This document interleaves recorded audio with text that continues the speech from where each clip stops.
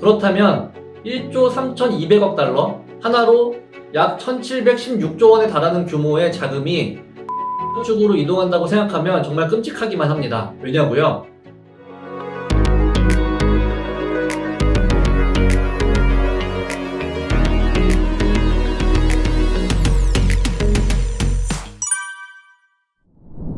안녕하십니까, 레드버티컬 이재범입니다.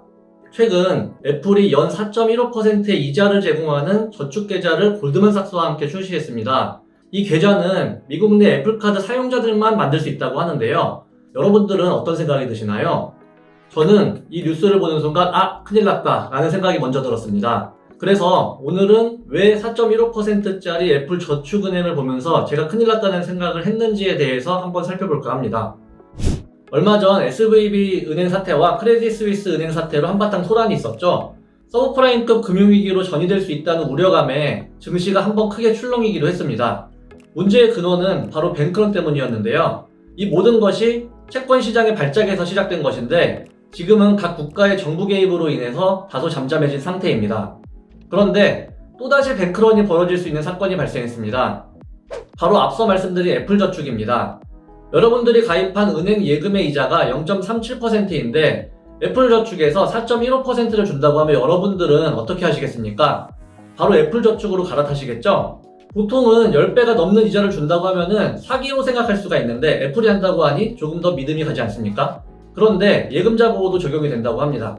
우리나라의 경우 5천만 원인데 미국은 25만 달러, 약 3억 원 정도로 알려져 있죠. 자, 그런데 이게 왜 위험하냐고요? 애플저축은 미국 내 애플카드 사용자들만 만들 수 있다고 말씀드렸었죠. 애플카드를 만들려면 애플 월렛이라는 것을 사용해야 하는데 그렇다면 애플 유저들만이 만들 수가 있다는 얘기가 되겠죠. 그래서 별것 아닌 것처럼 생각하고 넘어갈 수가 있는데 저는 이 부분을 한번 조사해 볼 필요가 있을 것 같아서 조사를 좀 해봤습니다. 미국 내 애플 유저 숫자는 발표 기간마다 조금씩 차이가 있지만 적게는 4,500만 명, 많게는 1억 1,300만 명에 달합니다. 미국의 1인당 평균 은행 예금의 금액이 2022년 12월 기준 41,600달러라고 하는데 그렇다면 애플 유저의 예금액은 적게는 1조 4,040억 달러, 많게는 3조 5,256억 달러로 추정이 됩니다. 평균치를 어림잡아도 2조 달러, 하나로 2,600조 원에 달하는 어마어마한 규모죠. 그런데 미국 4대 은행의 예금 비중이 약 34% 정도라고 하니 나머지 은행에 예치된 금액은 대략 66% 정도 되겠네요. 그렇다면 1조 3,200억 달러, 하나로 약 1,716조 원에 달하는 규모의 자금이 애플저축으로 이동한다고 생각하면 정말 끔찍하기만 합니다. 왜냐고요? 표에서 보시듯 SVB 은행은 420억 달러의 인출로 파산했고 시그니처 은행은 100억 달러의 인출로 파산했기 때문입니다. 찰스 스왑, 스테이트 스트리트 은행 등 위기설이 나돌았던 은행들도 500억 달러가 채 되지 않는 금액에 휘청거렸었죠.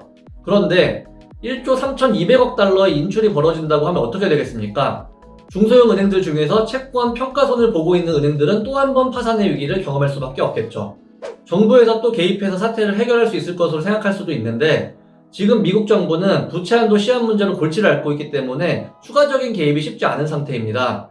실제 SVB 은행 사태를 해결하기 위해서 사실상 자본을 투입하는 바람에 표에서 보시듯이 미국의 대차 대조표가 감소하다가 다시 증가를 한 상황에서 부채 한도를 올리는 것에 대해 공화당이 반대를 하고 있기 때문에 앞으로 계속되는 진통이 예상됩니다.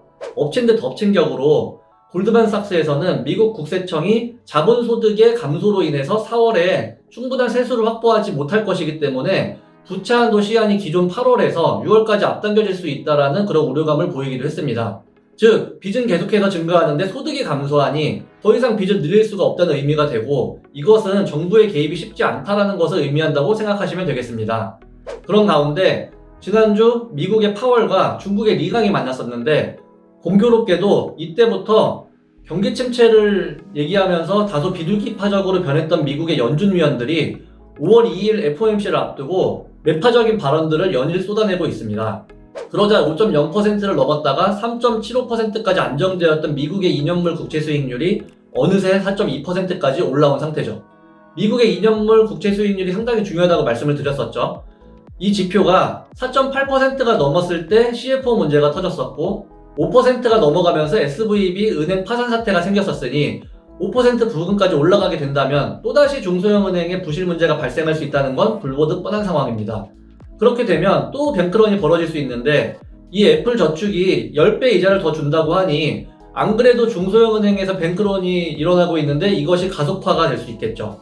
이것이 무엇을 의미하는지는 제가 설명드리지 않아도 잘 아실 거라고 생각합니다. 위기는 곧 기회라고 하죠. 애플은 이번 위기를 애플 금융 서비스의 성장을 촉진시키는데 큰 기회로 삼으려는 것으로 보입니다. 하지만 그런 과정에서 예기치 못한 출렁임이 있을 수 있으니 우리는 조심해야 할 필요가 있어 보입니다. 마침 코스피는 박스권 상단이 2600선까지 올라온 상태네요. 투자에 있어서 가장 중요한 것은 다양한 시나리오를 세우고 그에 대한 대응 방안을 만들어 두는 것이라고 말씀을 드렸었죠. 그래서 레드버티컬에서는 벌어지지 않을 일이지만 벌어질 수도 있는 일들 위주로 여러분들께 안내를 해드리고 있습니다. 투자에 있어서 거시경제는 정말 중요한 부분이기 때문에 계속해서 관심을 가지고 봐주셨으면 감사하겠습니다. 오늘은 애플저축이 금융위기를 만들 수 있을까라는 주제로 영상을 만들어 봤습니다. 많은 도움이 되셨나요? 다음에 또 재미있는 이야기로 찾아뵙겠습니다. 여러분들의 구독과 좋아요, 알람 설정은 레드버티컬에 큰 힘이 됩니다. 감사합니다.